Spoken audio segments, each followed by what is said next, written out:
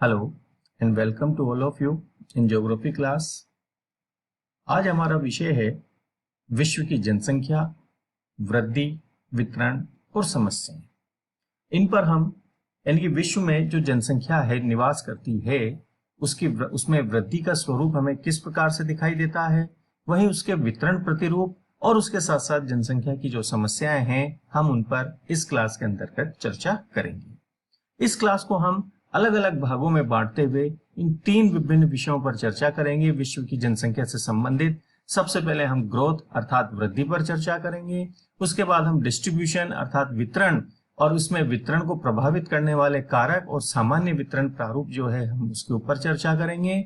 वहीं जो जनसंख्या से संबंधित समस्याएं हैं हम उन पर भी यहाँ पर चर्चा करेंगे। तो हम इस क्लास को इन तीन विभिन्न भागों के अंदर बांटते हुए इनके बारे में जानकारी प्राप्त करेंगे। तो हम सबसे पहले बात करते हैं विश्व में जनसंख्या वृद्धि के बारे में। लेकिन जैसा कि हम जानते हैं कि मानव भूगोल के अध्ययन में मानव का केंद्रीय स्थान है, क्योंकि मानव ही अपने प्राकृतिक वातावरण का उपयोग करके सांस्कृतिक वातावरण का निर्माण करता है। इसलिए पृथ्वी पर मानव की संख्या कितनी है, उसका वितरण किस प्रकार का है और उसमें कितनी वृद्धि या कमी हुई, उसकी क्षमता कैसी है और उसकी क्या समस्याएं हैं, इन सभी बातों का बहुत ही अधिक महत्वपूर्ण स्थान है भूगोल के अंतर्गत। क्योंकि मनुष्य जो है वही चूंकि कर्मशील रहता है, एक प्रकार से क्रियाशील कारक है, सर्जक है, इसलिए उनकी इससे संबंधित तथ्यों का अध्ययन काफी अधिक हमारे लिए महत्वपूर्ण हो जाता है। इसलिए जनसंख्या वृद्धि, वितरण और घनत्व इन संबंधित तथ्यों का जो अध्ययन है वो मानव भूगोल के अंतर्गत आवश्यक हो जाता है। अब सामान्यतः बात हम ये कहें कि जनसंख्या वृद्धि का अर्थ क्या है, तो हम ये जान लें कि किसी भी भौगोलिक क्षेत्र में जनसंख्या के आकार में एक निश्चित समय में होने वाले परिवर्तन को हम जनसंख्या वृद्धि कहते हैं। अर्थात किसी भी भौगोलिक क्षेत्र की जनसंख्या के आकार में एक निश्चित समय में होने वाले परिवर्तन को जनसंख्या वृद्धि कहा जाता है, जिसके कि तीन पक्ष होते हैं। सबसे पहला होता है वो है जन्म दर, दूसरा है वो है मृत्यु दर और तीसरा है वो है प्रवास। इन तीनों के आधार पर ही जनसंख्या वृद्धि ज्ञात की जाती है। अर्थात जन्म दर और मृत्यु दर के अंतर से होने वाले परिवर्तन को प्राकृतिक वृद्धि कहते हैं और प्रवास से होने वाले परिवर्तन को हम कृत्रिम वृद्धि के रूप में जानते हैं। हम जैसा कि जानते हैं कि पृथ्वी पर मानव निवास तो काफी समय से है, परंतु जितनी जनसंख्या 10 लाख वर्षों में भी नहीं हुई उतनी पिछले 300 वर्षों में ही हो गई। इसके साथ साथ ही जनसंख्या में वृद्धि होने के साथ साथ वृद्धि दर में भी बढ़ोतरी हुई है और 20वीं शताब्दी में तो ये वृद्धि दर बहुत ही अधिक रही है। वहीं इसके साथ साथ हमें इसके पीछे कई सारे कारणों के अंतर्गत हमें ये चीजें दिखाई देती हैं। वहीं एक सामान्य सा जो तथ्य है वो ये भी है कि धरातल पर इस जनसंख्या का समान रूप से वितरण हमें दिखाई नहीं देता है। हम उन सभी बिंदुओं पर यहाँ पर आज चर्चा करेंगे।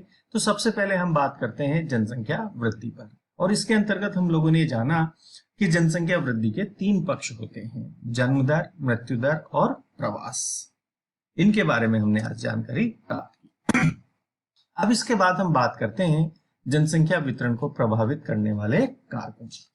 यदि ये जो जनसंख्या के वितरण है हम ये देखते हैं कि सभी जगह पर समान रूप से नहीं है, कहीं पर ये अधिक मिलती है, कहीं पर कम मिलती है। यदि हम बात कहें सामान्य रूप में तो हम ये जान लें कि कुछ तथ्यों के बारे में, जैसे कि विश्व की 2/3 जनसंख्या पृथ्वी के केवल 1/7 भाग पर निवास करती है। वहीं विश्व की लगभग 50% जनसंख्या स्थल के 5% भाग पर केंद्रित है और लगभग 60% भाग पर केवल 5% जनसंख्या निवास करती है। इसी प्रकार दूसरे रूप में हम यूं भी कह सकते हैं कि पुरानी दुनिया में 86% जनसंख्या और नई दुनिया में 14% जनसंख्या निवास करती है। दूसरे रूप में हम यूं कहें कि उत्तरी गोलार्ध में विश्व की 90% जनसंख्या और दक्षिणी गोलार्ध में 10% जनसंख्या निवास करती है। इसी प्रकार एक तथ्य और भी है कि विश्व की कुल जनसंख्या का लगभग 80% भाग 20 डिग्री उत्तरी अक्षांश से 60 डिग्री उत्तरी अक्षांश के मध्य मिलता है।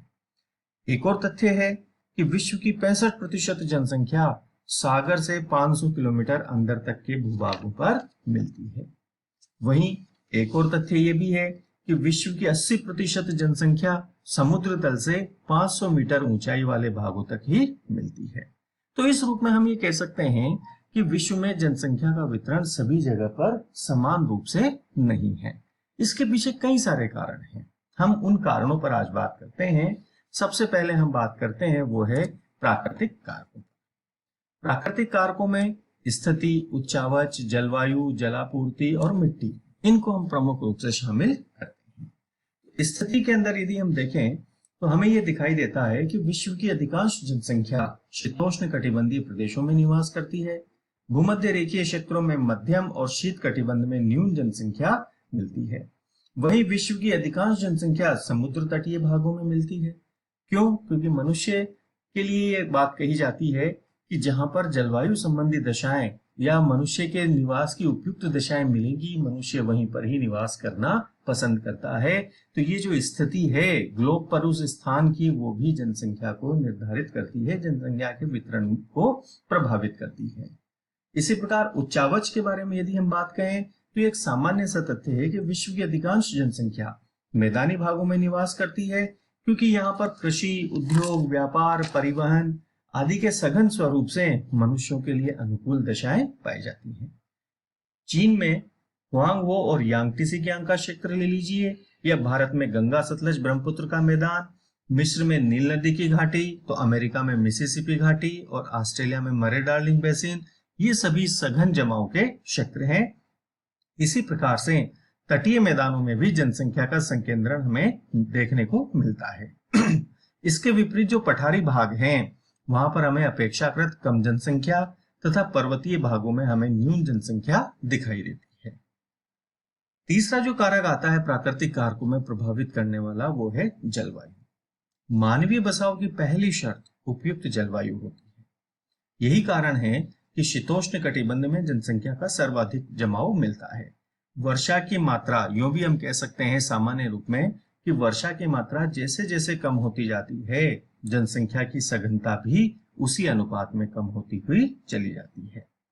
इसके साथ अगला जो कारक है वो है जल की आपूर्ति, वाटर सप्लाई। जल जो है ये मानव जीवन के लिए एक प्रमुख भौगोलिक कारक है, क्योंकि जल का उपयोग घरेलू, औद्योगिक कार्यों, सिंचाई, परिवहन आदि में किया जाता है। इसलिए जल की पर्याप्तता वाले क्षेत्रों में भी जनसंख्या का जमाव हमें अधिक देखने को मिलता है। इसी प्रकार मिट्टियां जो हैं वो भी जनसंख्या को प्रत्यक्ष और अप्रत्यक्ष दोनों रूपों पर प्रभावित करती हैं, क्योंकि उपजाऊ मिट्टी के क्षेत्रों में सामान्यतः सघन जनसंख्या पाई जाती है। यही कारण है कि नदी घाटी मैदान जो है वो सर्वाधिक आबाद है। तो इस प्रकार से ये जो प्राकृतिक कारक हैं, प्राकृतिक कारक भी जनसंख्या वितरण को प्रभावित करने में बहुत अधिक महत्वपूर्ण भूमिका निभाते हैं। इनके कारण से ही हमें जनसंख्या वितरण के अंदर भी विषमताएं दिखाई देती हैं। लेकिन हम बात करें दूसरे कारक पर, वो है आर्थिक कारक। वर्तमान में ये कारक सर्वाधिक महत्वपूर्ण है और महत्वपूर्ण रूप में ही ये जनसंख्या के वितरण को प्रभावित करते हैं। इनके अंदर सबसे पहले हम बात करते हैं वो आता है खनिज संसाधन। अन्य कारकों के प्रतिकूल होते हुए भी, चाहे वो प्राकृतिक कारक हो चाहे और अन्य कारक हो, यदि वो प्रतिकूल भी हैं लेकिन उस स्थान पर खनिज संपदा पाई जाती है तो वह क्षेत्र खनन और औद्योगिक क्रियाकलापों के कारण रोजगार के लिए आकर्षण के रूप में काम करता है, जिससे वहां पर हमें जनसंख्या जमाव भी देखने को मिलता है। अरब के मरुस्थलीय भागों में पेट्रोलियम को आप देख लीजिए, या ऑस्ट्रेलिया के मरुस्थलीय भागों में कालगुडली व कालगुडी में जो सोने की खाने हैं, वहीं भारत में छोटा नागपुर का जो पठार है वो खनिजों की बहुलता के कारण जनसंख्या के आकर्षण का केंद्र रहा है। अर्थात यदि कहीं पर प्राकृतिक कारक प्रतिकूल भी हैं, लेकिन यदि वहां पर खनिज संसाधनों की उपलब्धता है तो भी वहां पर हमें जनसंख्या का जमाव अधिक दिखाई देता है। इसी प्रकार शक्ति साधन की हम बात करें तो पेट्रोलियम, गैस, जल विद्युत उत्पादन, इन देशों में अन्य कारकों के प्रतिकूल होते हुए भी सघन जनसंख्या वहां पर दिखाई देती है। वहीं यातायात भी जनसंख्या के वितरण को प्रभावित करता है, क्योंकि परिवहन की सुविधा विभिन्न मानवीय क्रियाकलापों के लिए एक आवश्यक तथ्य है। इससे रोजगार के अवसर की संभावनाएं भी बढ़ती हैं। इसीलिए परिवहन की जो पर्याप्तता वाले क्षेत्र हैं वहां पर भी हमें सामान्यतः जनसंख्या का जमाव अधिक देखने को मिलता है। वहीं आर्थिक उन्नति कि जो क्षेत्र आर्थिक दृष्टि से विकसित हैं उनमें जनसंख्या की भरण पोषण की क्षमता, साथ ही साथ रोजगार के अवसरों की पर्याप्तता के कारण भी वहां पर जनसंख्या का दबाव हमें अधिक दिखाई देता है। तो इस रूप में हम कहें तो ये आर्थिक कारक वर्तमान में जनसंख्या के वितरण को प्रभावित करने वालों में सर्वाधिक महत्वपूर्ण हो जाते हैं। चाहे प्राकृतिक कारक थोड़े प्रतिकूल क्यों ना हो, लेकिन यदि वहां पर आर्थिक कारक अनुकूल हैं तो भी वो जनसंख्या के आकर्षण का केंद्र बन जाते हैं। इसी प्रकार सामाजिक सांस्कृतिक कारकों में रीति रिवाज को हम ले सकते हैं, धार्मिक विश्वास, लोगों का जीवन के प्रति दृष्टिकोण, ये सब भी जनसंख्या के वितरण को प्रभावित करते हैं। धार्मिक विश्वास और भाग्यवादिता के कारण ही एशिया के दक्षिण एवं दक्षिण पूर्वी भाग के जो देश हैं वहां पर हमें तीव्र जनसंख्या वृद्धि भी दिखाई देती है और वो जनसंख्या के सघन जमाव के क्षेत्र भी बने हुए हैं। वहीं राजनीतिक कारकों के अंतर्गत विभिन्न प्रकार के कानून, सरकारी नीतियां और राजनीतिक जो स्थिरता या अस्थिरता की दशा है ये भी जनसंख्या के वितरण को प्रभावित करती है। चाहे वो शांति हो, असुरक्षा हो, देश की जनसंख्या के प्रति नीति हो, ये जो कारक हैं ये जनसंख्या के वितरण को प्रभावित करते हैं।